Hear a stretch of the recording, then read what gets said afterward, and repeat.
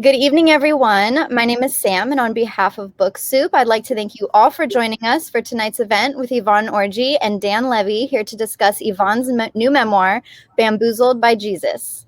We'll be hosting more virtual events in the near future, and you can learn more about them by following us on our social media. You can follow our email newsletter, as well as following us here on our Crowdcast page at Book Soup.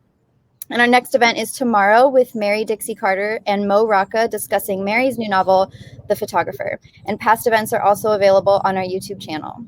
Tonight's event will end with a Q&A, and to ask a question, please use the Ask a Question button at the bottom of the screen. If you see a question on the list you'd like for our speakers to answer, you can click the like button and it'll bump it up in the queue.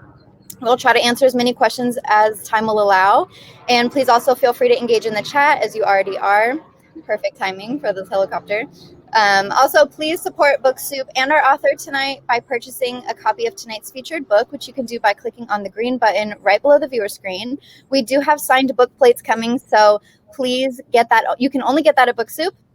You can click that green button. It'll take you to our website where you can finish the checkout process, and it won't interrupt viewing, so you can do that at any time tonight. It's a really important time to support independent bookstores, and a lot of us get signed books, which other places don't, like Amazon. So you can do that tonight. So it's also open for in-store browsing. So if you are local to Los Angeles, please come say hi from 10 a.m. to 7 p.m. every day. We'd love to see you. And with that said, let me introduce our guest for this evening. Yvonne Orji is an Emmy-nominated Nigerian-American actress, writer, and comedian. A failed doctor, blame organic chemistry, Yvonne took to comedy after needing a talent for a beauty pageant. Now she entertains international audiences, as can be seen in her 1-hour HBO comedy special, Mama, I Made It. A sought-after speaker, she's given the opening keynote at the Forbes Under 30 Summit, and her TEDx talk, The Wait is Sexy, has garnered over 1 million views. Her breakout TV role was playing Molly on HBO's hit show Insecure. She currently resides in Los Angeles, and you can connect with her on Twitter and Instagram at Yvonne Orji. Thank you, Yvonne, for being with us. Yeah, connect with me. I like connections. I'm also single, so I need all the connections.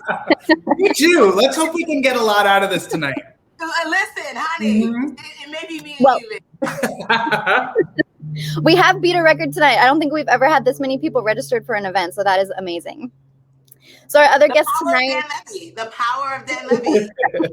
Plus the Yvonne Orji connection. I like this.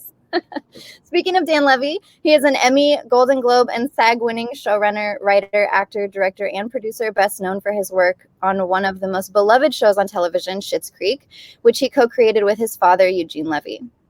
In 2013, he formed Not a Real Company Productions with his father and principals Andrew Barnsley and Fred Levy to create Schitt's Creek. And for its 6th and final season, the series received 9 Emmy wins, becoming the most awarded comedy series in a single year. The show also broke major records for being the first comedy or drama series to sweep all 4 acting categories and receive the most wins for a comedy series in its final season. Levy was recognized as one of the Grand Marshals for New York City Pride 2020, and most recently starred alongside Bette Midler, Caitlin Dever, Sarah Paulson, and Issa Rae in Coastal Elites and appeared in the romantic comedy Happiest Season. He also made his hosting debut on Saturday Night Live. I promise that's it. But also probably wearing your glasses, right? I'm guessing. So without further ado, I'm going to turn the camera over to our wonderful guests tonight. Thank you both so much for being with Book Soup. Please sit back, relax, and enjoy the presentation. Thank you. Thanks so much for having me. I'm sorry about that 9-minute long biography of my life. No, it's totally fine. I'm like, no, it's fine. I'll just wait. Let's talk about this for a second. Now, I have a question for you, because it's very clear after reading this book and just seeing what you have put out into the world and how hard you work and all the amazing things you do. How hard, as someone who is a perfectionist myself, how difficult was it to make sure that this was everything you wanted it to be and more? It was, hello. It was a year process. There were some folks who wanted Jesus to not be on the cover, and I was like, well, God bless you. Goodbye and God bless. There were some stores that said they wouldn't carry it for the same reason, and I was like, okay, so everybody's just getting ready to be bamboozled. Okay, it's cool. And then there was the imposter syndrome. There was the, no guys, I want a cover that like is sexy. Like don't twisted because your girl loves God, but your girl is sexy. So we got to mend it too. And like, you know, everyone, like, they were trying to figure out, like, well, how is it a Christian book? Is it not? And like most Christians, I was like, I'm out the box. Do not box me in. That's not my testimony. So let's do glam. Let's do fashion. Let's do looks. Let's do color. I don't need a cross on the cover. I don't want a cross. And then it was just this process of like, what do I want to say and how do I say it? And then does anyone want to hear what I have to say? Like in the beginning, you're just like, somebody wants to hear this, and then you start writing. You're like, nobody wants to hear that. And then it was I got to make sure that I put my best foot forward. You know, like I got to make sure that I present myself in the best light. And then it was like, well, that's kind of phony, and it's not that I have like a dark light, but I have to be authentic and I have to be true and I have to be honest, even if like whoever's reading this chapter may not like it, but I ain't putting nobody's name, but you all know it's about you. And so it was just the process of getting there. And then like, I'll never forget, my publisher was like, no, this is fine. I wrote the book while shooting season 4, high key season 5, and a movie. Hello. And my publisher's like, all right, you know, we can just get this back by this weekend. It'll be great. And I don't think she realized like how much of a perfectionist I am. Because I think she was like, the book is fine. And I was like, there was a part of me that was like, does she not know good work? And then she's phenomenal at her job. But I was like, the book is fine. No, not this book. This book is not, I would not be proud of this. So like, I high key rewrote stuff that she thought was already great in a weekend. Send it to her, and she was like, did you rewrite the book? I was like, I don't think you understand when I say I'm going to come through. Like, I'm going to come through. Like, I don't do anything not in excellence. And so that process, and then, but she was also like, Yvonne, at some point you have to let go. Okay, you just give me the book. Okay, it's time. We're done. It's finished. And I think but there's a thing in me, and as a creative, as a writer especially, you probably get this. You have this thing where you feel a peace when it's done. Like there's a thing that probably clicks in you and you're just like, nah, I can't. That's it right there. That's it right there. And I had that moment because there were some moments of like, I want to hold on to this. And she was like, this book is going to be 500 pages long. So I don't. And I was like, you be knowing. But there were other things that I pushed back on. I was like, no, I took that out when I didn't know I was me. Because I wrote this, there was a part, I started writing the book when I didn't know I was me. And then I discovered who I was, and I was like, let's go ahead and make. I said before, I am the best version of me that could have written this book.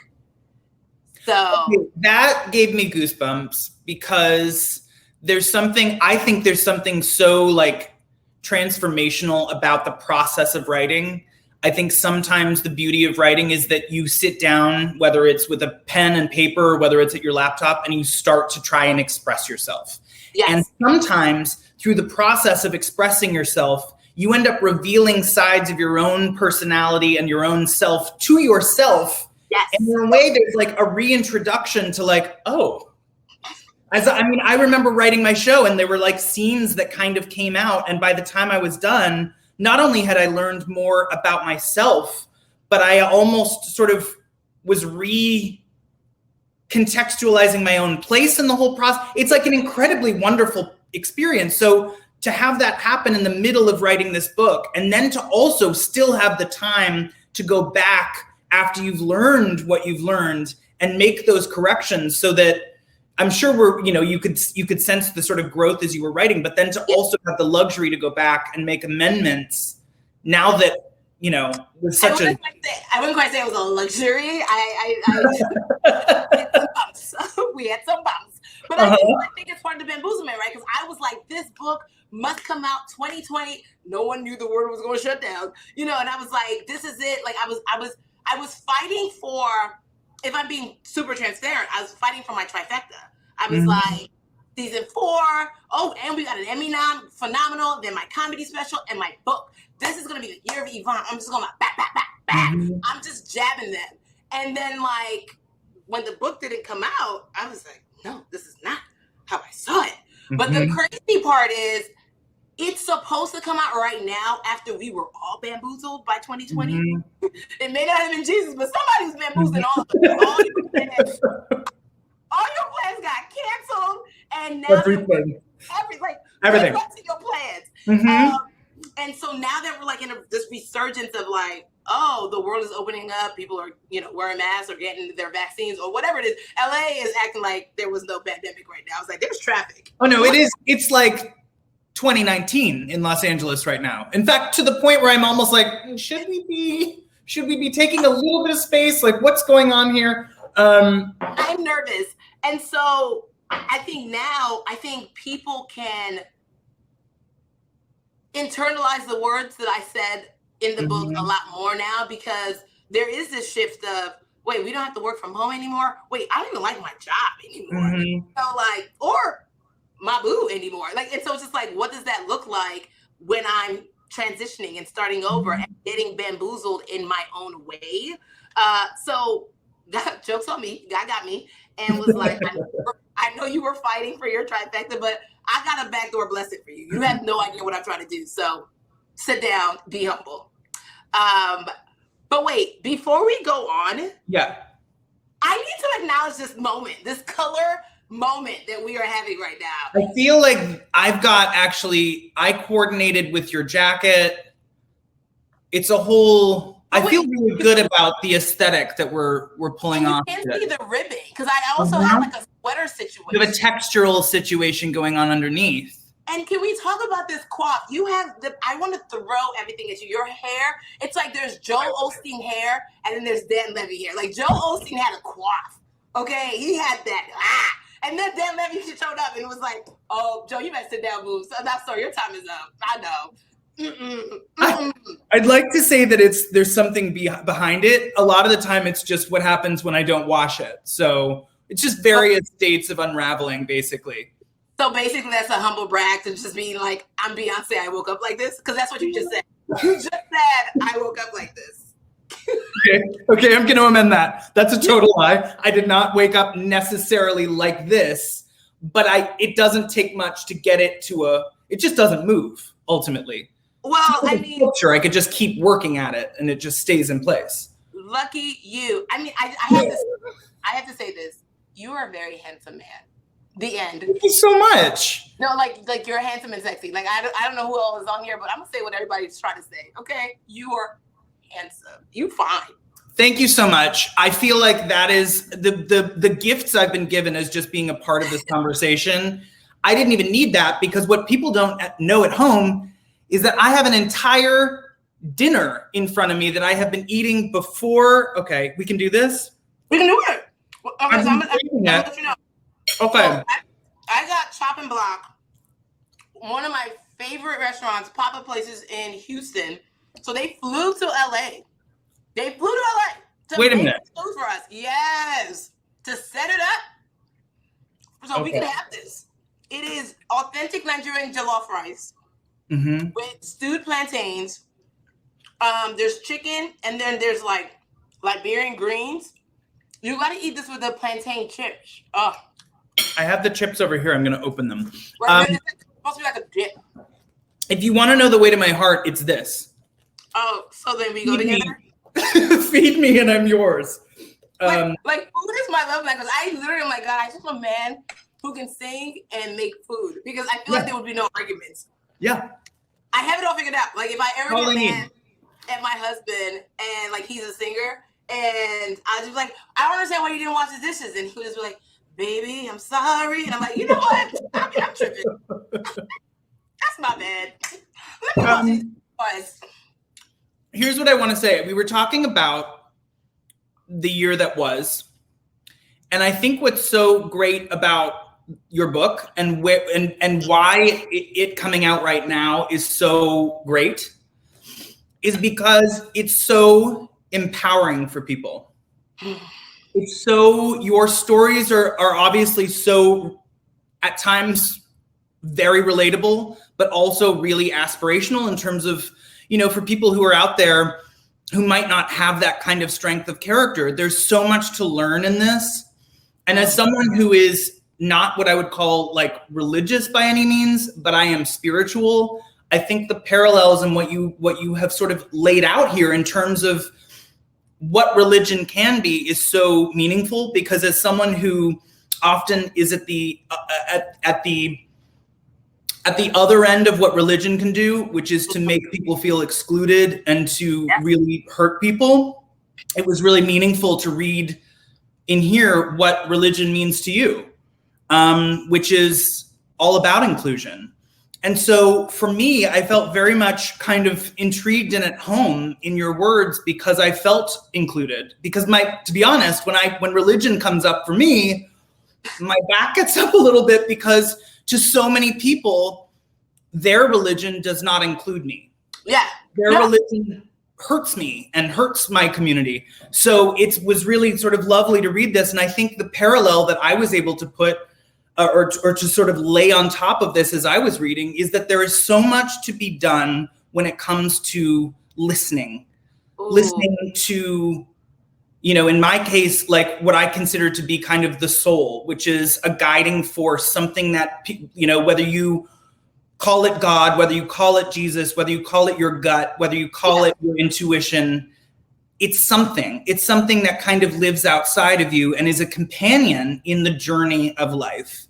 And so to be able to read these stories, read how you've navigated your life in such an inspiring way, overcome many obstacles, but at the end of the day, like really trusted your gut and the guidance that you were receiving and acting on that. So I think it's a perfect way for people to kind of like get that battery fuel once things open up in the world, to feel really emboldened to go out and like get what they want.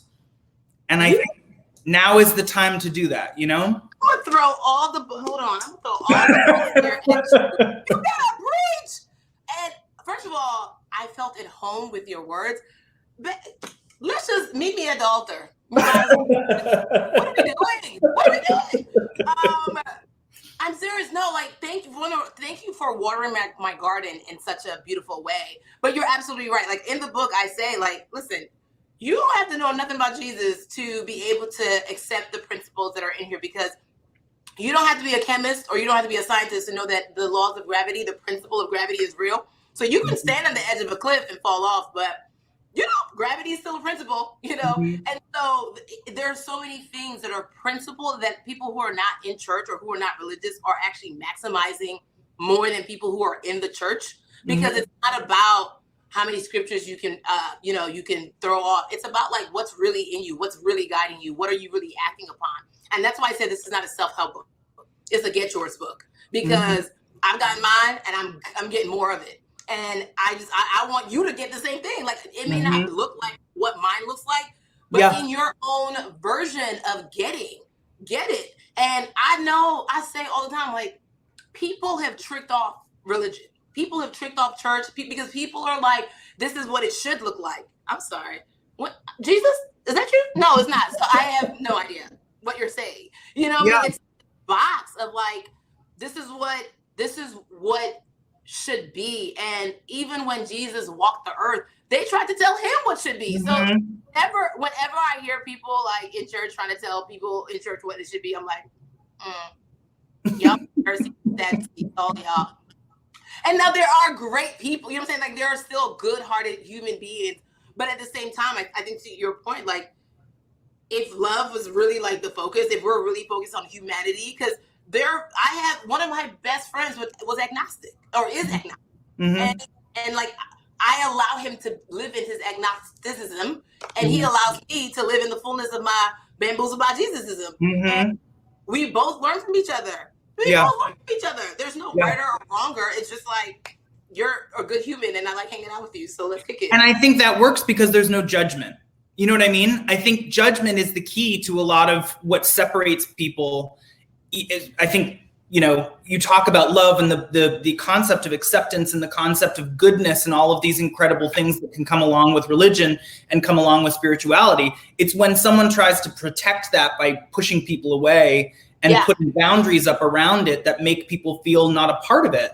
And that, I think, is where a lot of sensitivity comes in. So I think for me, I learned a lot about this because this is so far from me. And yet at the same same time, you opened a door to understanding other people's points of view. And I think especially when it comes to religion, we're in this very volatile place where people feel really on the defensive about their beliefs. And at the end of the day, if your beliefs are truly to be good, to be kind, to be helpful, to be of service, to be caring, to be inclusive, to create a community, then it should be easy to be able to say, well, I'm not an incredibly religious person, but I'm able to look into this book and empathize and understand and draw connections into my own experience to pull us closer, instead of saying, well, I don't understand this. This doesn't speak to me. And the answer is no.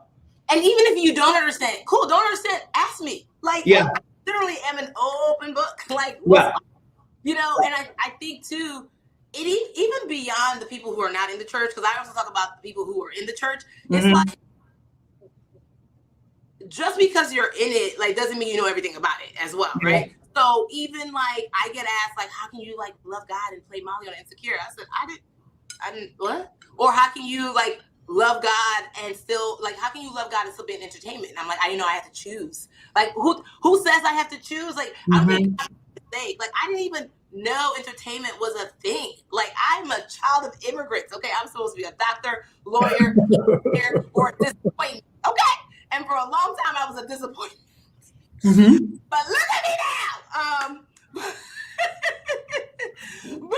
But it's just kind of like, who told you that because you love God you couldn't act? Who told you that because you love God you can't be fine and sexy? Who? Who? Now I'm not saying like your areolas gotta be out and you know. But you know what I'm saying? You can. I just said areola. It's only been 12 minutes and I said areola. I can't help it. Listen, it's a dinner party. It's a dinner party I'm really pleased to be at. Ooh, there shall be more. I have more questions for you. First of all, the fact that this is what this turned into, I'm loving it. I have more questions for people at home. And I hope people at home have gotten some dinner and are eating with us so that we're not just eating while people are on their computers. This feels like you can't. Food is so good. I mean, chopping block. Guys, look at them. If you're in Houston. I have 6 different major flavors all happening on the same plate. And I'm someone that likes to, Did you also get the popcorn? It is called. It's so good. It's so good. And they're a young Black-owned company. And I was like, I will for certain support you. That's incredible. As I up my face. Here's my next question. Please and ask. It's not so much a question, again, as it is an observation. I have always been someone who has been a very practical person when it comes to getting what I want. From a young age, you know, I was not, as much as I had a dad who was successful within an industry, he from you know, a very young age made it very clear that like his work is not my work, his success is not my success, his money is not my money. If I wanted freedom, if I wanted financial freedom, I would have to go out and do that myself. And so began my quest, because I have always wanted freedom. I have always wanted to see my full potential unravel before me. I've always quested to not only improve myself, but I'm a curious person. I have ideas. I like to follow through. As someone who shares that strength of character to say, okay, I want something, I'm going to get it. For me, that process was like incredibly meandering. It was never certain. It was always up and down. There's a lot of doors that get slammed in your face. What would you say? And if you read the book, you'll be able to understand all of this, but without giving too much away for the people who haven't read it, but also giving stuff away for the people who have. What do you think the key to all of this was? Because you were someone who clearly knew what you wanted and went out and got it, and didn't just get it, you got it time and time again, and you continued to work. And when things were going good, it was like, well, things can be better. All within a world that never felt greedy, and it never felt self-involved. It never felt like it was led by ego. It was always, seemingly, from what I read, it always felt like you were just curious about how far your voice could go, curious about what your life could be, and it just drove you to the world you're living in right now, which is incredible. So what is the key for you?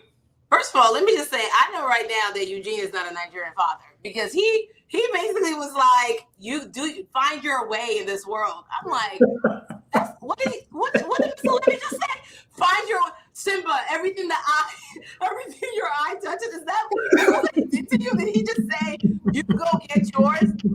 Because that, baby, I need to talk to my Nigerian parents. Like, how can we be more Canadian? How can we? Well, listen.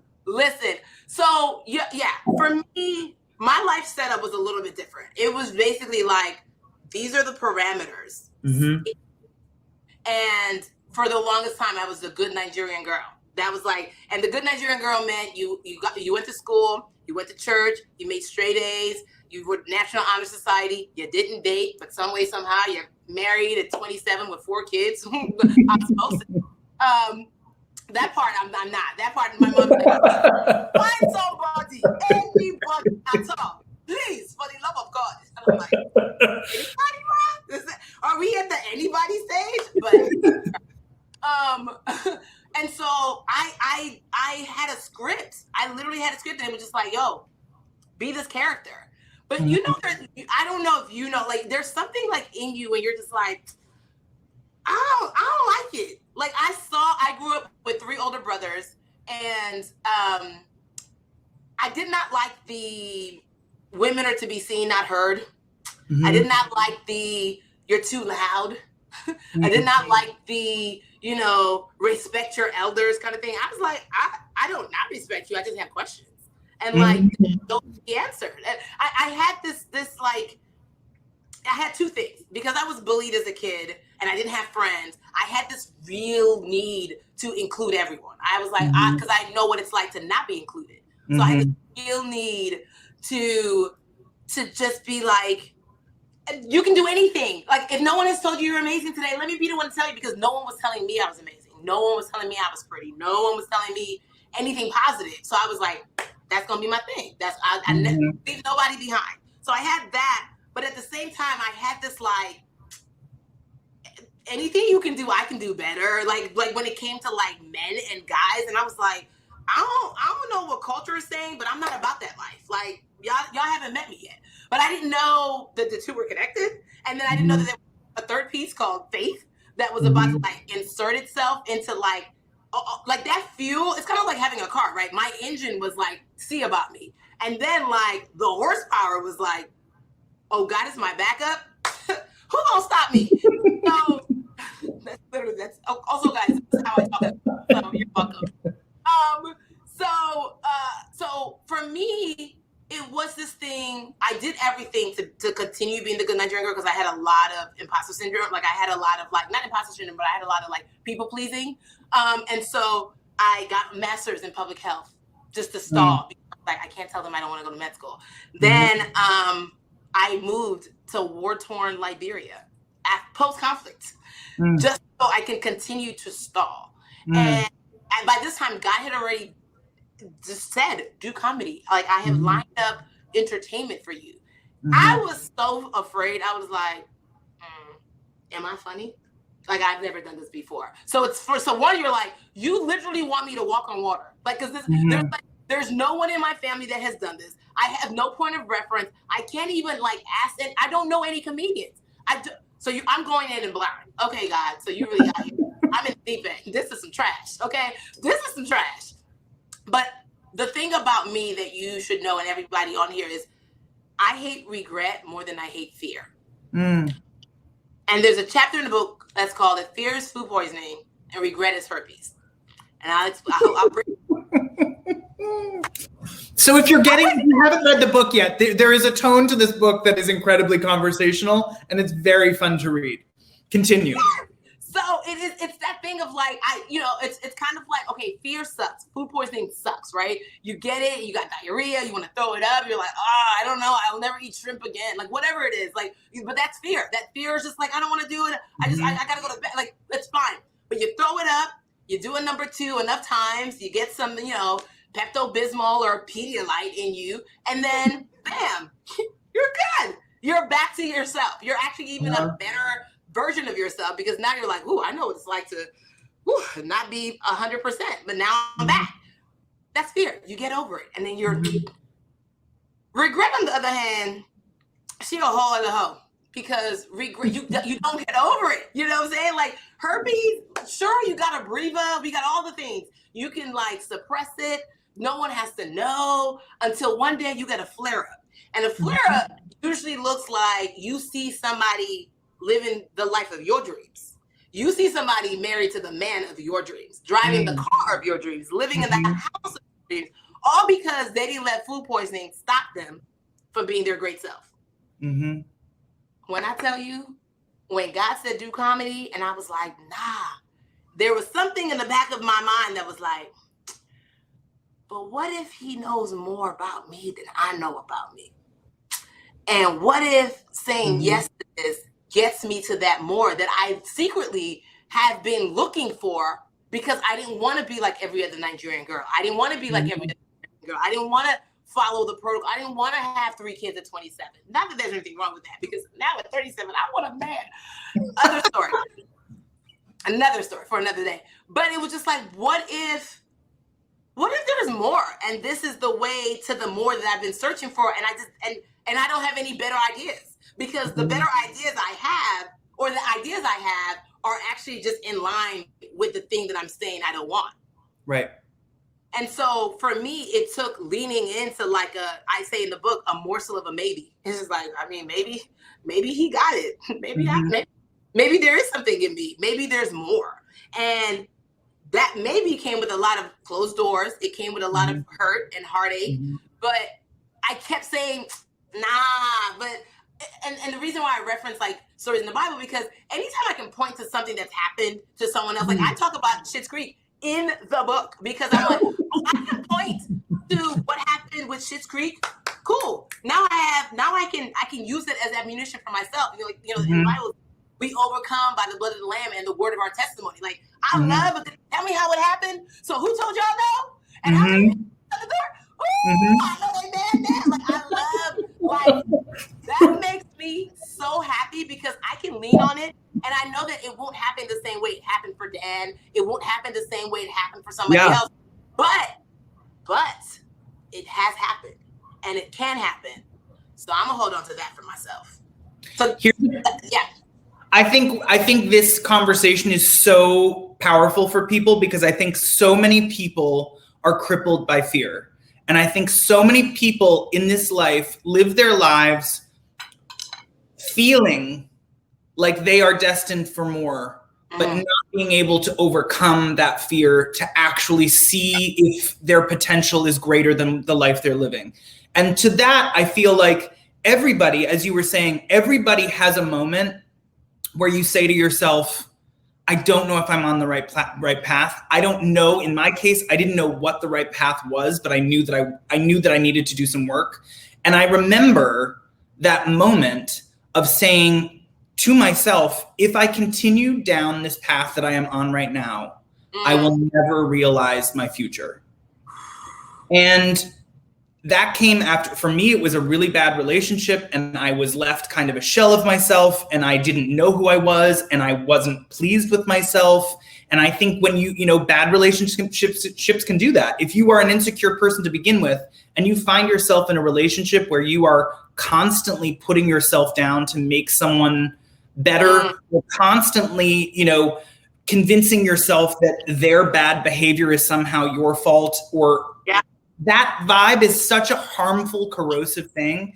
And I came out of that kind of relationship as a young person. I was like 19, 20. And I knew that if I didn't do something active to pull myself out of the current state of my being, that I would never recover from it.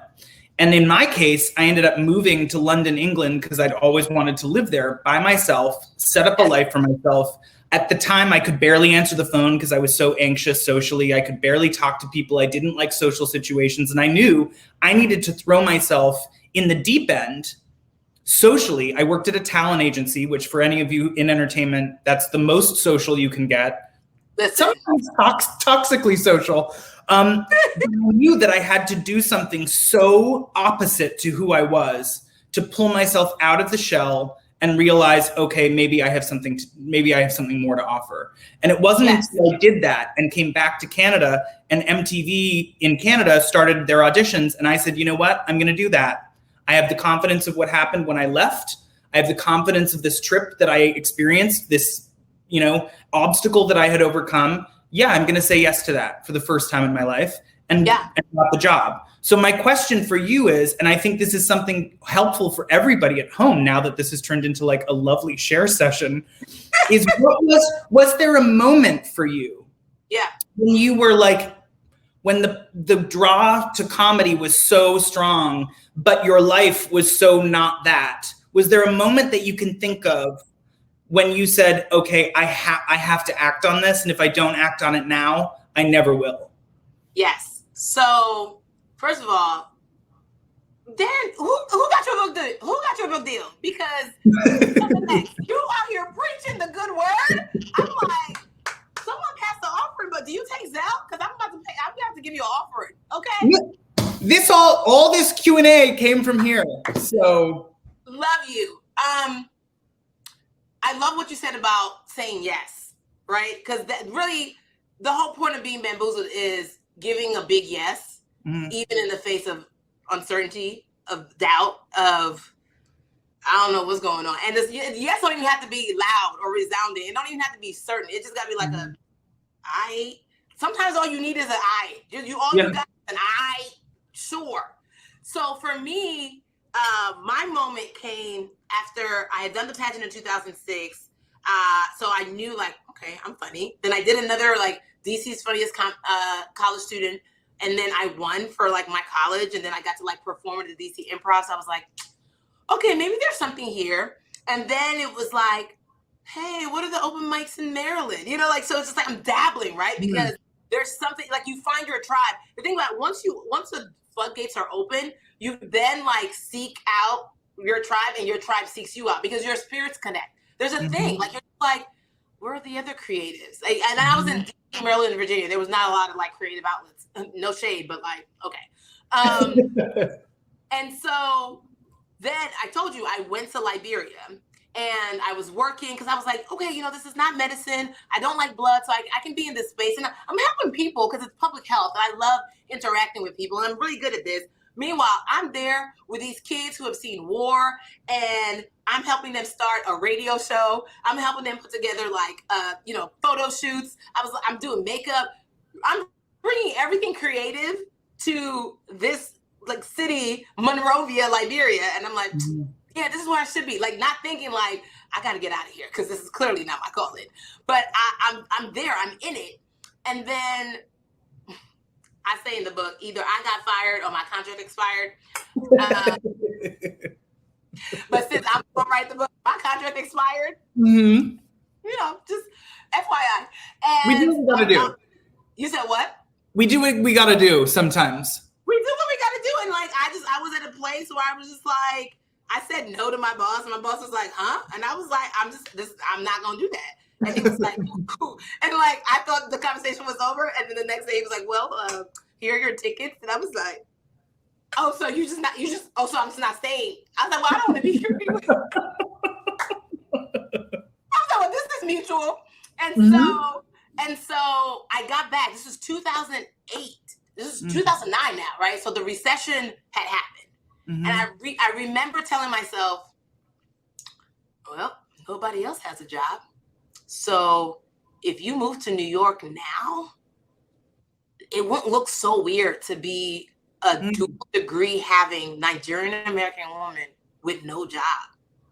Like no one else, like, and the thing is like, you can't even be mad because the idea of like having a good government job, well, that doesn't exist anymore. Government folks were getting laid off. People who had like pensions for 30 years, like they were getting let go. So I was like, I can't even, like, y'all can't even trick me with the, this is how you get a stable life. I was like, there's got to be more. So I had to like, there's got to be more. I just didn't know what it was. So I was like, I bought a bus ticket to New York. And actually, no, I worked at the Cheesecake Factory because I found an acting class. So I was like, I still didn't know. Comedy scared me, Dan. I was like, God. It's an intimidating place to be. It is like people, and again, I think it's intimidating because people, much like sometimes, when you get on top of a community, there are people who make you feel like, oh, you haven't done this, or you haven't gone to this class, or you haven't studied this. Well, that doesn't, you experience it in any kind of community, and there's toxicity. There's the people that are so scared, I think, for their own security and safety that they feel like they need their time or their experience to mean more than yours. So they make you feel like you haven't done enough, or you don't have enough to say, or whatever. So, can we talk about even in writing the book? It's kind of like you're not an author. Like, you don't be writing. Like, this is you're just a celebrity who wanted to write a book. And I'm like, hold on. Because I didn't need to do for $500, Alex. Like, y'all told me to write the second book. You know what I mean? So anyway, I remember working at the Cheesecake Factory because I was like, the other reason comedy scared me is because I was bullied. So as a kid, I had no friends. And so if you're not funny as a comic, you get rejected. So literally, God used the one thing I was so afraid of, which is passion, to be the thing that gets me to the life of my dreams. I'm like, so you can use anything. It couldn't be fashion, it couldn't be makeup, it couldn't be doing nails, nothing. Telling jokes. Okay, all right, God. And so, I moved. I remember buying, saving up money. I worked at the Cheesecake Factory for enough time to buy a class that cost. I had made $500. The class cost $450, and I was just like, well, the $50 for the bus ticket. I didn't. I had been like skating around it. I was like telling my parents, like, hey, so I'm going to New York. They still thought it was a hobby. Oh, Yvonne is doing a hobby, and I was like, at this point I was like, it's not a job because no one's paying me, but I was like, it's a little bit more than a hobby. It's like it's my passion. It's the thing that I think I want to do. Of course. And I'll let you guys read in the book how that story unfolded, but that was my moment. That was like, I got to get out of here. And I remember when I told my parents, I'll tell you this part, my mom immediately started crying. So like, now you're like the person who, like, I was like the last Black hope. I'm the youngest of 4. None of my brothers went the medical route. They were like, we got our doctor in this one, and she's smart. Like, everything makes sense. She's smart, she's good. She's great bedside manners. It's her. And they put that on me, and I put that on me. And I was like, this coat don't fit though. This coat, and see my mom, who had 2 knee surgeries as a nurse for 27 years, who and literally stayed at Howard long enough in case I wanted to go to med school so I can get the tuition remission. And I'm telling her, I don't want to do this. And she's bawling. And my dad is like, I remember he was cooking eggs and he turned around, and in my mind, I saw like the pan flying at my forehead. Thankfully, it didn't happen, but I was like, oh, I don't think I timed this correctly. And I remember being like, I believe I have to do this because God told me to. I thought, damn, when I tell you, I thought I was saying something. I was like, well, you were. You were. It was just, was it the right time? Was it the right place? Who knows? It was not. I know it was not. Because I was like, God told me to do this. My dad turned around and was like, God, hey. So before you were born, were we not praying to God? I was like, I can't even use the God card. My dad was not trying to hear God anything. He was like, God didn't tell us this. And I was like, I don't know like who y'all hear from, but I know. So that was my moment, but it was still like, I know you're not happy. I gotta go though. And there was so much, like, I mean, you do not know the amount of phone calls from random relatives that I didn't even know I had that would call me and be like, it's not too late. And I'm like, who is this? Yeah. Word was spreading. Through WhatsApp, the community. And then it became like, you know what? Just get her married, because once she gets a husband, they're going to set her straight. And then I'm so defiant, and I'm like, but I don't want just any husband. I want someone who's caring, and passionate, and who's kind, and who understands, that I want like a non-traditional life. They were like, hey, God, she's going to marry. It was a rap. Like, God literally bamboozled my parents with me. I was like, you named me Joy. My name literally means Archer of Happiness, daughter of a king. That's what my name means. So, blame y'all. To you and to your family, because it all seemed to be for something, like that's the great part of all of this. And one of the big takeaways of the book is like, everything's connected. And now you get to celebrate those experiences, not just in the book, but also in the special, which was so great and so funny. And if you haven't seen the special, go watch the special. And again, it's kind, it's well-intentioned, it's comedy that is good. I think a lot of people in comedy, or at least like a decade ago when I was starting to put this show together, it was kind of like, you're not edgy unless you're putting someone down. You're not an edgy character. You're not an edgy voice unless you're doing something incredibly controversial or explicitly sexual or undeniably cruel.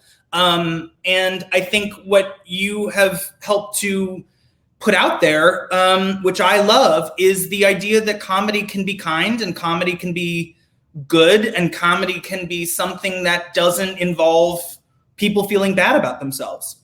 Here's the thing, I can't fight, so I can't make you feel bad about yourself. Like, you know, because you're going to meet me in the parking lot. Yeah. And then what are we gonna do? No, I'm so grateful that you picked up on that, because when I started in comedy, first of all, apparently you can't be a Black female, slim and pretty and funny. So it was just like, I would show up and they were like, "Are you doing spoken word?" And I was like, you know what I mean? Like, what is happening? Cause immediately they were like, "Oh, she's not gonna be funny," and it was like, because I can dress. It was all of these things, like you said earlier. People want to deduce your blessing. They want to deduce your talent and your ability because it doesn't look like theirs, right? Yep. And I have a whole chapter in the book dedicated to favor, because favor is not there, baby. But I got it, so I don't know what to tell you. I'm here, and I'll never forget. Someone told me, "You'll never really get far if you're not cussing." And I was like, "Huh?" And because I was like, I gave a cursing for Lent when I was still Catholic. I gave him cursing when I was still Catholic, and I never picked it back up. But I was just like, I really don't think God would have me lose on a technicality. Because I appreciate humor with cursing. Don't get me wrong. Sometimes I'm like, dang, I wish I could curse, because this joke would be funny. But I was like, that's not my brand, and I can't. Okay, let me figure it out. And the same person that told me that when Chris Rock asked me to open up for him on his tour was just like, "Yo, a win for one is like a win for all." And I was like, "No, it's not. No, it's not. Because my win is not your win. Not after you told me I would never win." Yeah. But speaking of winning, you, sir, can you hear me? Yeah. Okay. I have a chapter in the book called "I May Not Win, but I Always Win." And this is the chapter where I talk about how you really can't discount the things in your life that look like they're not going well, because the full story hasn't come back around. I believe in backdoor blessings. You know how in entertainment we have back end deals. Hey, how much are we getting on the back end? It's we're only gonna pay you $1,000 up front, but we're gonna give you 800 points on the back end. In Uber, if you had 800 points on the back end in Uber, you take that $1,000 and you're gonna be great, right? And I talk about how there were so many times in my story and in my journey where I thought it was an L. I thought well, we did our best, and that's a wrap. And God turned it around, and I was like, "Yo, what are you doing, fam? How did this even happen?" And when I think about the story about what your entire family and everyone was able to do with Schitt's Creek, walk me to that moment where you guys were trying so hard to find a home for it in the U.S. So hard. And I think it was on Pop TV in Canada. And for 5 seasons, you guys were we're telling the story and it's good. It don't matter, because Issa and I on Insecure too. Season 1, it was kind of well, we just want to tell a really good story. And then it was just are people watching this, and it was like, you know what? It's not about, you know, the accolades. You know, you have to tell yourself these things. It's not about the accolades. It's about the work. It's about the art. We're doing something that we can be proud of, you know. And then, you know, like your mind goes to The Wire was never nominated for an Emmy either, so it's all good, you know, like. But it's a crowd favorite, right? But you guys are creating phenomenal content, doing good work, but are just not able to find a U.S. home. And it's like, in Canada, was it big in Canada? So yeah, I mean, it was our first couple of years. So we had a home on Pop in the United States from seasons 1 to seasons 3. And then we were on a network called CBC up in Canada. And this was something that happened by accident. We were turned down by every major network in America.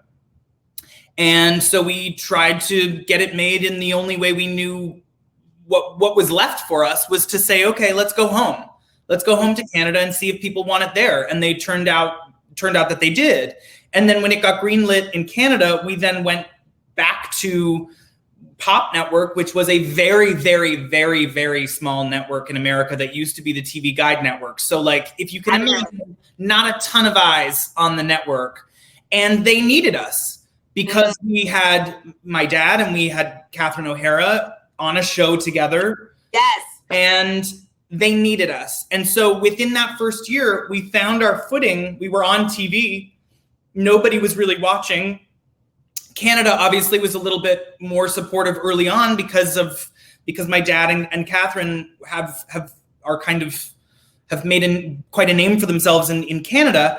But America was really slow to catch on. And then by season 3, I think that's the first time that we ended up on Netflix, which kind of cracked our show open. But by that point, we had already written and shot season 4. So we had almost done like 4 seasons of our show where we had no pressure to impress anybody.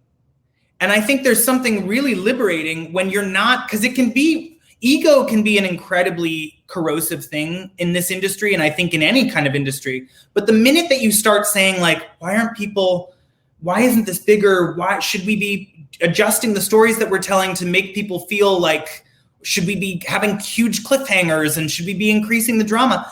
No, you're on the right track. You have to listen to the stories that are coming through you and trust yourself. And you have a story in the book about that where you're given, you know, an opportunity to like, for when you were auditioning for Insecure and people were going in a totally different direction. You didn't have that. You had a different thing in mind and you opted to stay the course. I'm telling your story now, but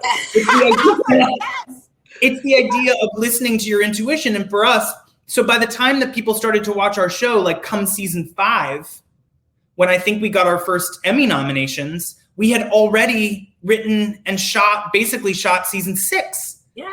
So then when season 6 rolled around and we had all this success and things were really happening for us, we had been able to tell our show in its entirety without other people's expectation.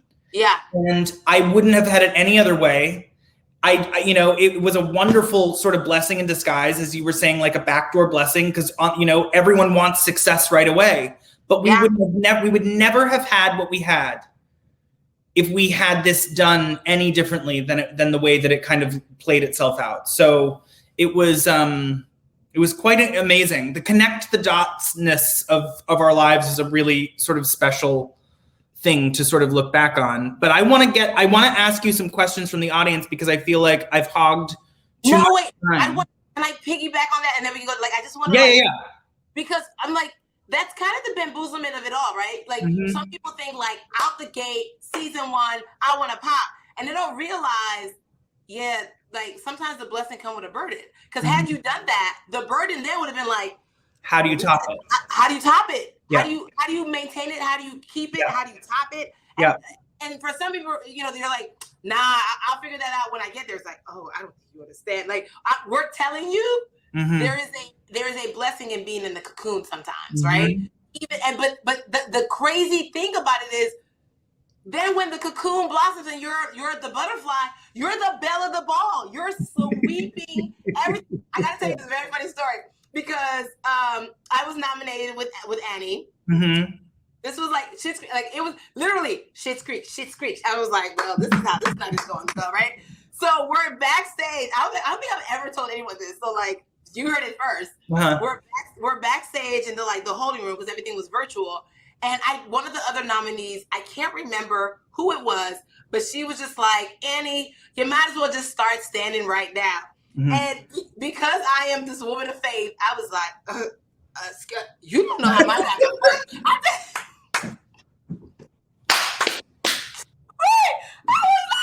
I was like, excuse me, no, we're not going there. Yeah. I was like, it ain't over till all the names is read. Okay, boo, I don't know what you think this is. I was saying this internally. I was like, because we were all clapping, we were like, and she said it, I was like,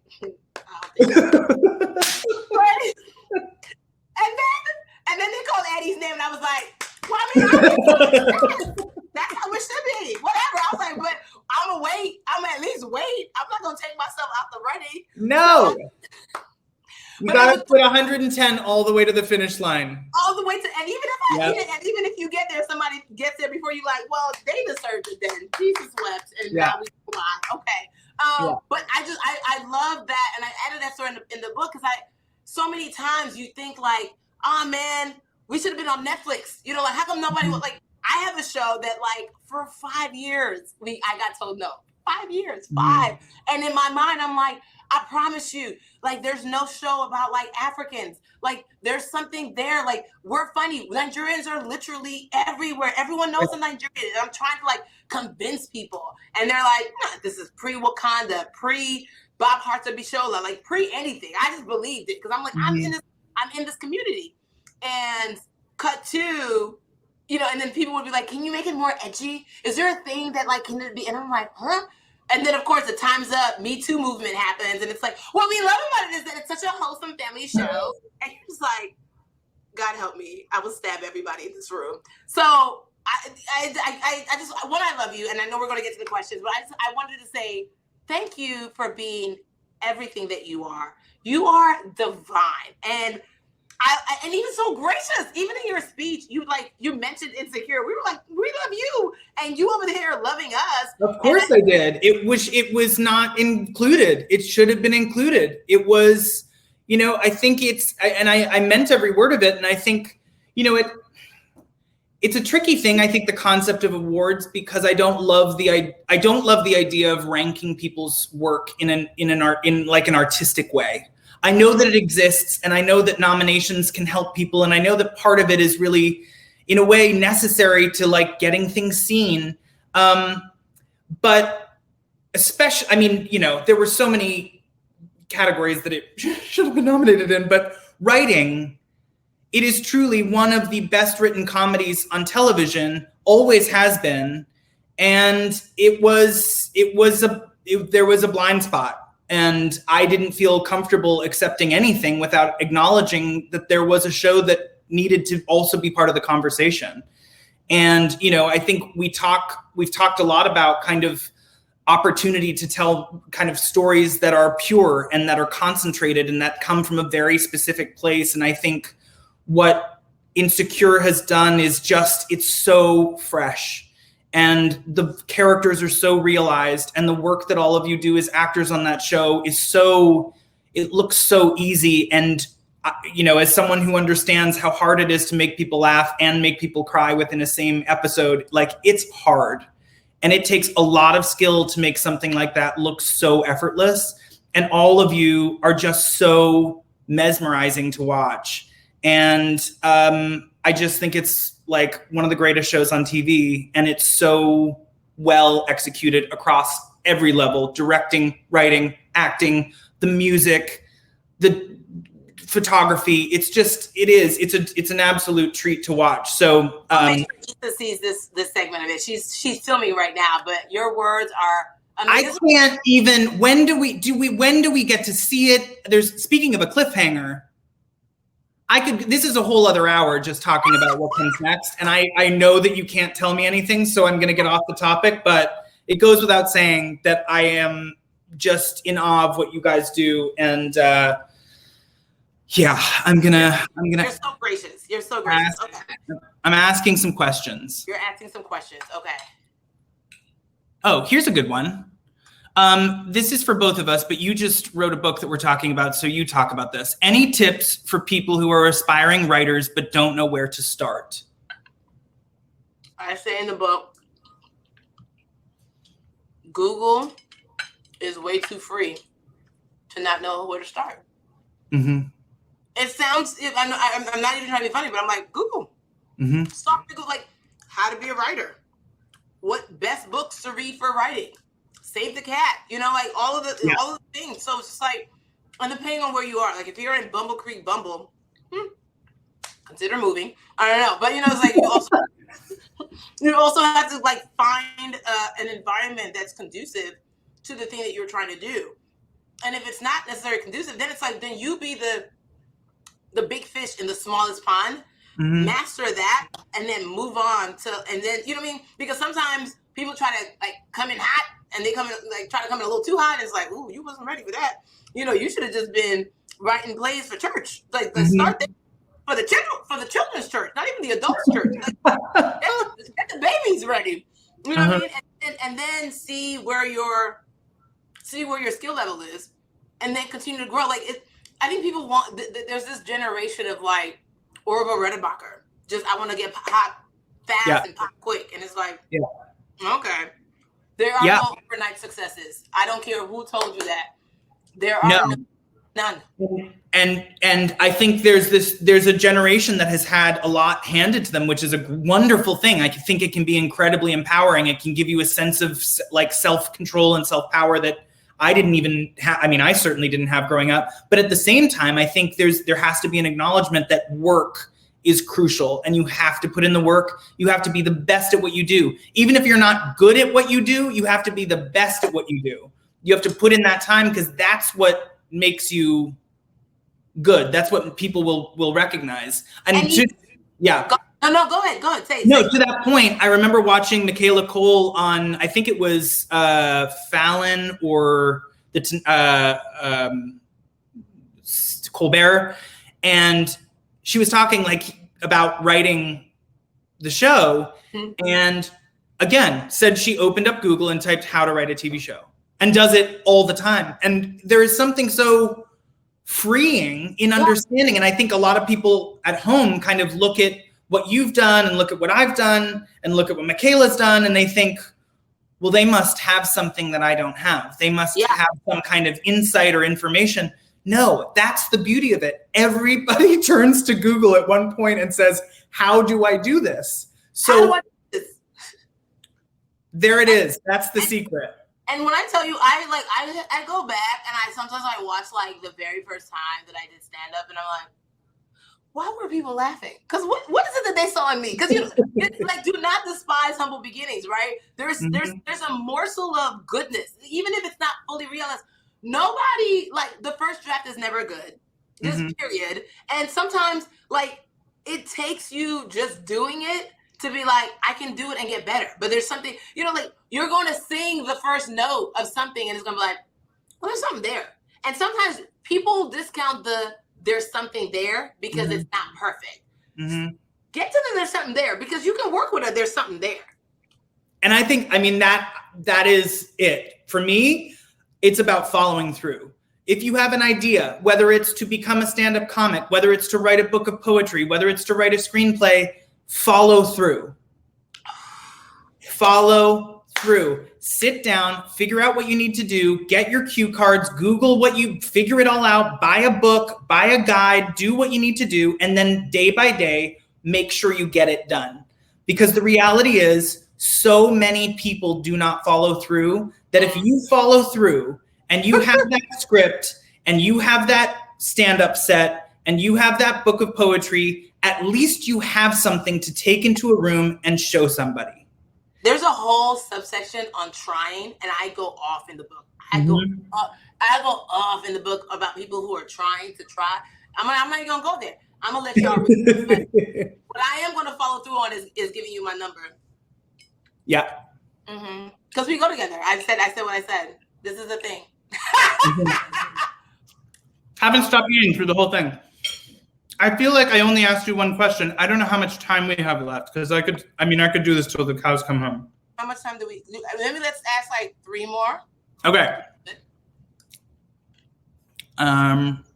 Here we go. I hope you all buy the book too. Buy the book. That's a shame. Here, while I look, I'll just do some this. We'll just available anywhere books are sold. Yes, and audiobook. Okay, here's a good one. What will the reader gain after reading Bamboozled? Oh man, hopefully it's not just the confidence, but it's the belief that nothing can stop you, even if things try to stop you, even when you feel like you're being stopped. It's the belief that, like, if there's a chapter in there that says, I said it, I meant it, and I'm here to represent it. And sometimes you just have to have that attitude of like, can't stop, won't stop. I'm going to do this thing. I don't need, everybody may not co-sign me. And you know, there's a difference, right? If you're a horrible, there's no version of me that's going to be on Broadway singing. There's no version. I say in the book, if I could sing, I would be a stripper, and my stripper name would be Chocolate Testimony. I'd be like I was, oh my God.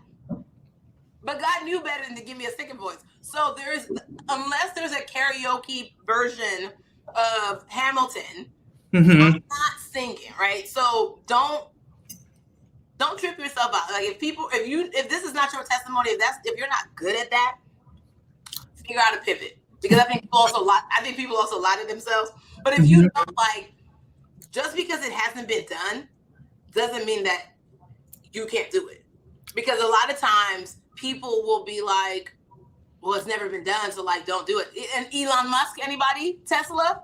You know what I mean? Like, okay, Facebook, Google, like, it's never been done. Well, then let me be the first one to do it and then ask about it. Because the reality is people are afraid. People, even in the creative industry, you know, how many times have you tried to pitch a show or a movie and you're just like, this is the concept. And they're like, nah, I don't really know. Cut to in success. Then it's like, well, we really want like a Breaking Bad meets Schitt's Creek. Yeah, I'm wondering what that like. But before then, you know what I'm saying? Like, think about the network that Mad Men and Breaking Bad were even on. That was not a big network. But they took a risk, got 2 back-to-back dope shows, and now it's like, we want to go to them for our next thing. So what you get after reading the book is just this belief that, like, if I know that this is what I'm being called to do, you got to know that first. I'm not willing to let doubt stop me. I didn't, you know what? As a Nigerian, we're so like driven and ambitious to like go for the best. Like I actually have a tattoo that says Nigerians don't finish last. It actually says Nigeria they carry last, that's what it means. I didn't know that there were people that were afraid of success, because I was that person that was afraid of failing. And I have a friend, like a best friend, who confided in me and was like, I'm kind of afraid of being successful. And I said, I don't, what does that mean?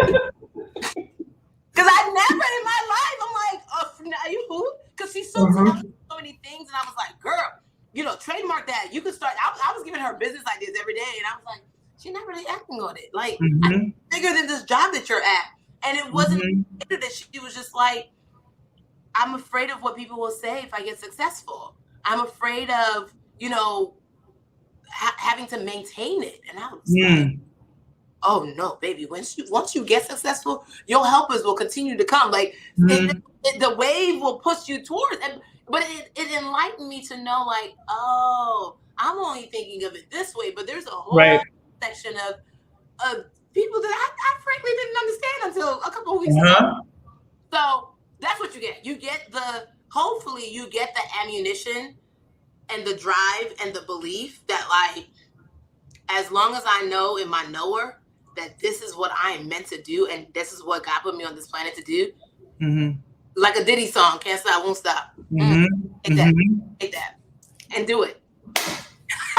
It's true. And that's why I'm saying, like, it's a great read to send us out into the world right now. I think a lot of people have been inside. I think a lot of people have lost their courage. I think a lot of people have, you know, their spirit is a little bit tarnished because it's been a very, very long and hard year.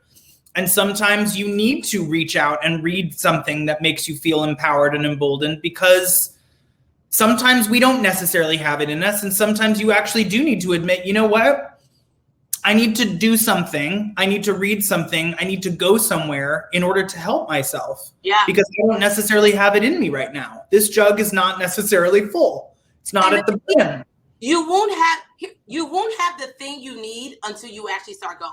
Mm-hmm. In the book, I talk about how, like, it wasn't until I was sitting on a bus that I got a place to live. You know?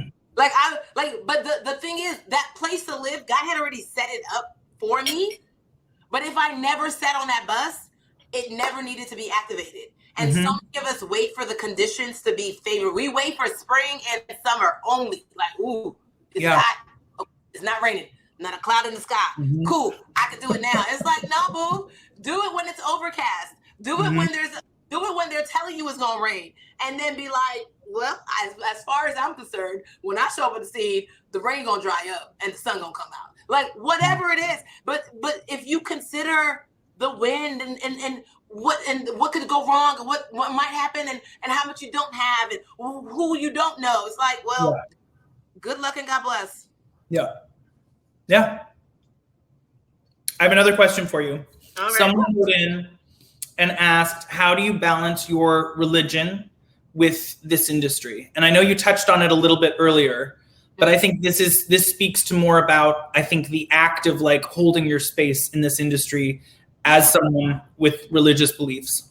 Yeah. I mean, like, again, like I didn't, the only reason you guys know about me is because I got a God deposit. You know what I'm saying? So I can't, it's too late for me to be like, God, you stay over there. He's gonna be like, oh, I'm the one who told you. I feel like I would call me up. Like, if you don't get out of my face, like, we have a very, very interesting relationship. But I feel like he would literally look at me like I was crazy. Like if ever I tried to be like, put baby in a corner. And I think for that reason, I'm able to show a balance because I also know I don't like scary Christians. I don't like the spooky, let me have like the oil in my hand and let me try to lay hands on you and huh? No, I believe in laying on the hands. I also believe there's a time and place for everything, right? You know what I'm saying? I wouldn't wear a pasty to church, but if I were a stripper, I would for certain wear a pasty. My name would be chocolate. That's what I'm trying to tell you. I think I in another life. Anyway, but it's just like even like with like sex scenes on Insecure, like I obviously have a very specific brand, and I was like, all right, I know Molly is this chick, so and I'm the one playing Molly, so let's find the best medium of sexy while still protecting the Yvonne Orji brand. Can we do it? If I'd have come in there and been like, the way my God is set up, it'd be like, girl, the way your checks are set up, who else is playing? We will recast this chick. You know what I'm saying? Like you can't just come in there like it would be a tough conversation. So there has to be balance. You have to have the balance is the balance, right? The balance is like no one can take away what I already know about God. Like it's not like I'm not, I will never be in a situation where I'm just like, oh no, you made me not believe. No, I got my belief up long before I entered Hollywood, so that when I enter Hollywood, my belief would not be shaky. So that's why I can come in and be like, I mean, I had guys or different people basically be like, or think that I wouldn't make it without their assistance. And I was like, you must not know about me. you must not know about me. Like it hurt. Did it hurt? Yes. Did it suck? Absolutely. But there was still a part of me that was like, don't believe me, just watch. I promise you. And now they have texted and called and all the things of how proud of me they are. This is a follow-up to that one. This is for both of us, but you take it. How do either of you juggle the desire of being authentic in writing, but also mitigating the pressure of succumbing to the popularity, trends, and topics? I feel like this is a good last cue. Yes. And I feel like we both need to answer. I'll start and then you go. You can finish. If you're doing, it's kind of like anytime you want to go viral, you won't. Anytime like you're doing something to pop, if that's your goal, get out of the industry. Like, because that me and you both know some people that are talented a little bit, but then you look at their character and you're like, they should have never given them money. They should have never let them get famous. That's so true. It's so true. Okay, continue. Yes, and that's why I had to, like, because the book is broken down in the burden, the building, the blessing, the book, blessed and busy. The building, the breakthrough, the building, the book, blessed and busy. And in the last chapter, I talk about, there's a chapter called "Don't Let Your Talent Write a Check That Your Character Can't Cash," and I love that. That goes into the authenticity piece, right? Like, if people kind of want to know what to expect from you, that doesn't mean like they're boxing you in. But we've all had that head scratch moment where we see somebody and like, no, what did they do that for? That don't even seem like something they would do. And that's not to say like they're artistically pushing themselves. Nah, it's just some off the wall stuff that you're just like, they don't have a good team around them because this was not it. And so when you're creating, when you're writing, when you're acting, when you're deciding what is for you, you got to know who you are. The thing that saved me in quarantine, Dan, was this TD Jakes message, and I was singing from the rooftop. It was called "I Didn't Know I Was Me." I didn't know that was a thing that a grown-up could feel. But when he was talking about like relationships he had, situations he was in that like he should have never been in, and he would have never been in had he known who he was. And it was like we discount ourselves so much, we trick ourselves off because we don't know who we are, and we think like we need. You started talking about this relationship like that wasn't great, and it's like we sometimes we think we need this or to make us be the thing we should be, or we need to know this and it's just like once you know who you are. And I know it sounds so cliche, like know who you are. I have to do a deep dive and like, who am I? I was like, maybe less than a year ago, like asking my friends, like, so what is it that you like about me? Like, I'm still like, what? And they're like, huh? And I'm like, because in my mind, I'm trying to do recon to be like, all right, so if I can figure out what they really like about me, I can continue to do that. I had one friend who was like, you're crazy. Like, please, like, whatever it is that you're trying to do, stop it. Because, like, once she told me, like, the answer was, like, I love your energy. And I was so pissed. I was like, my energy? Like, that's not tangible. I can't replicate that. This is just my energy. She was like, do you know how many people don't have good energy? I was like, no, I don't. You know what? She's absolutely right, too. And but I tricked it off because I was like, tell me it's because I'm super caring or I give good gifts. So like I can continue like giving good gifts or, continue doing whatever. So then that's the thing that I know like is my superpower. And that's like how I get friends. But like my energy, I'm like, I just, it is what it is. I don't know what it is. What about my energy? And so like, I had to like know myself. That's why I started saying like, I am the best version of me that could have written this book because I did sit with me long enough to be like, you're good. You're good. It doesn't have to be perfect, but it will be excellent. And you're good. And you're enough in this state because you're going to be better. The first cut is the deepest. The next one will be better because you've learned all the mistakes. It's okay. So I think I answered the question in a long way of just being like, your authenticity is really the thing that people are waiting for that they don't know they need yet until you give it to them. So give it to them like food.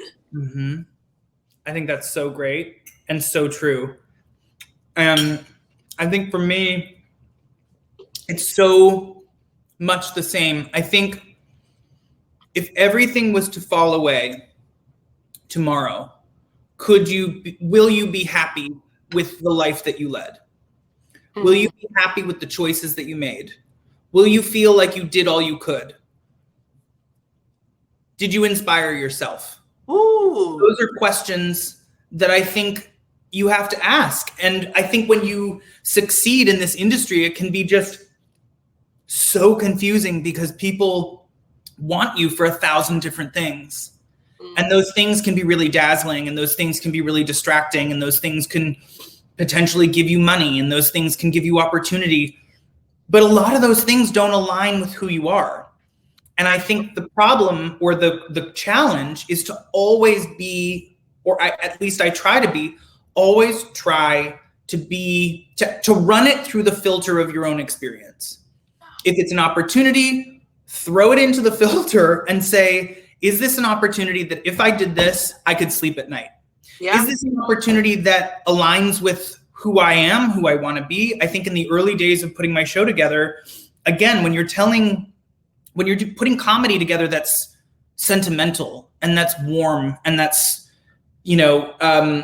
well-intentioned, I asked myself, and I continue to ask myself, because I'm a very emotional person, I'm a very sentimental person. And I think in this industry, it's like I look around at some of my peers who are a little bit harder or a little bit edgier or aren't quite as expressive with how they really feel. A lot of times it'll be a joke instead of a true expression of like emotion. And that's fine too. But I think for a while I tried to like mask my own self by being someone that I thought that people wanted. Yeah. But the reality is you're successful because what you've done is authentic. All the successful people, the people who last, the people who stay on your mind are people who have done something that was new and that you've never seen before. It was presenting you with something that you didn't know you wanted and were pleasantly surprised that you did. The end. So that's it. Like for me, I just resigned myself to the fact that like, you know what? I'm a soft boy that likes to get emotional from time to time. I'm okay with that. I feel a lot of things. And if people are going to think I'm corny or cheesy for being that, then that's out of my control. But all I can do is try and pave the path with the same kind of intention that got me here. And so that's it. That's it. And it's also incredibly lonely to be a successful person in this industry and not share that success and use every opportunity that you have to lift up people as you're rising. Because if you get to that top and you're by yourself and you look around and there's like people looking up at you saying like, couldn't have given me a hand, what is success? Yes. And also to also know that in walking in your authenticity, it might also be lonely. Yeah. Yeah. Everybody, I wrote in the book and I saw this on Instagram. Everyone isn't supposed to get your calling. It wasn't a conference call. Mm-hmm. Like you know what I'm saying? Like it wasn't a conference call of like, all right, Dan's gonna be this, and like everyone signs up on it. Yeah. And that's real because you said so many things. And I'm just like, oh God, I love you so much. But everything you said is absolutely accurate. The authenticity piece, and I'll say this. I'll just water your garden a little bit with this. One of my favorite scenes from Schitt's Creek was when you were in the liquor store and you were explaining like who you like, and you're like, I like rosé, and I also like, and then sometimes I like this, that, and I was like, I have never in the history of television seen someone explain their sexuality in a creative and fun way. I said, they were writing. Okay, they were out here, and it was so on brand with the character and the quirkiness of it, and it was like, don't miss it, follow it, and I was like, I said, and then you see when Stevie got it, and it was like, oh, this is okay. Well, so you say if you present something how you want it to be received, it will hopefully be received that way. And I think as a gay person who's always seen my stories end in tragedy and, like it's always heavy handed or there's always a lesson or where it's like an after school special. It's like, can I just once, can we just have people fall in love and have it not be a thing? Can we just talk about sexuality with the same nonchalance that we talk about what we're buying at the grocery store? That's all. It's about normalizing the process of just living your life. And that was the same thing with Insecure. Like people were just like, it's like, groundbreaking. Yeah. Like, it's Black people in Hollywood being Black. Yeah. And it's just like, well, and no one's getting shot like that, and then, you know, and no one's selling drugs. Like, so it's like, is the groundbreaking part that like we're normal human beings living, or that like you just didn't know that Black people live like this? Which one is it? Either way, it shouldn't be groundbreaking. That's what, like, I hear that a lot too, in terms of it's like the way the storytelling is so groundbreaking, and I'm like, what? I'm literally a barely likable character on television falling in love. Like, what is groundbreaking about this, if not the fact that I've just written a truthful relationship that happens between two men? What exactly? And if this is groundbreaking, then can we really just expedite the process to the point where it's not? Because ultimately we're telling the same stories that have existed on television for many, many years. Our show, your show, it's just somehow it's presenting it in a way that hasn't been seen before, or the opportunity simply hasn't been there. Or they just think that like it can only happen one way. Because even the next step is, can we have multiple shows that are similar on air at the same time? You know what I mean? The same way. Yeah. Like, because there's also that thing of like, well, we have the one. It's like, I'm sorry, it's no one in the world is a monolith. Not white people, not Black people, not gay people, not straight people. There's no one in the world is a monolith. So you can't just be like, well, we got them. Anyway, I just wanted to just give you, that was when I was like, oh, this scene is so clever. It was so clever. It was so effing clever. And I was like, I'm here for it. But I love you. I love you. This was so, thank you for asking me to do it. Thank you for feeding me. Thank you for your incredible book. I've seen people in the comments saying they've bought it. So I feel like mission accomplished tonight. Did you get your box? Did you get your kit? With the, I did get my kit. I did get all of that kit. Listen, it is the gifts that I have been given through this experience. Wait, but did you get the other thing? Did you get the mask? Yeah. They are now on my shelf up in my office. I got listen, I can't thank you enough. I love, like, I don't want this to be the only time we ever get to peg out. No, we're both in the same city, and hopefully if this opens up, we can do this in person again. And because I have so many more questions. I'm sliding into your DM and I'm giving you my Please number. do. Okay. And to everybody out there who watched this, thank you so much for tuning in. And this was so great. Thank you. Thank you for saying yes. First of all, thank you for saying yes to a pleasure. You're so awesome. A pleasure. I'm so happy. So happy.